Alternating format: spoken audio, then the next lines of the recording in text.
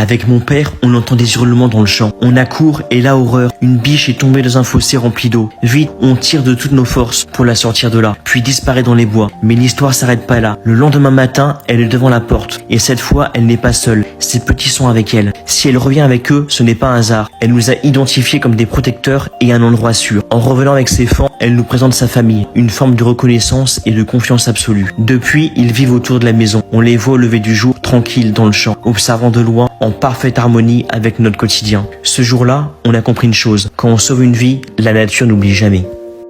Par terre, dans le bec d'un canard, je trouve un œuf bizarre, je décide de le sauver, et là un truc de fou, il éclot et c'est un énorme lézard qui en sort. Sérieux, il est déjà gigantesque pour une naissance. Et en grandissant, c'est clairement une dinguerie. Regarde la taille qu'il va prendre. Je l'installe dans un petit vivarium chez moi à la maison, bien chauffé et aménagé. Je suis trop curieux de le voir évoluer. Je l'ai appelé Gojira, et franchement, j'ai l'impression que c'est déjà un iguane. Les iguanes sont surtout herbivores et adorent la chaleur et peuvent changer de couleur selon leur humeur ou la température. Au quotidien, Gojira est hyper calme et étonnamment affectueux. Contrairement aux idées reçues, certains reptiles reconnaissent leur humain et celui-là vient même se poser sur moi. Comme quoi, même un mini Godzilla peut avoir un grand cœur.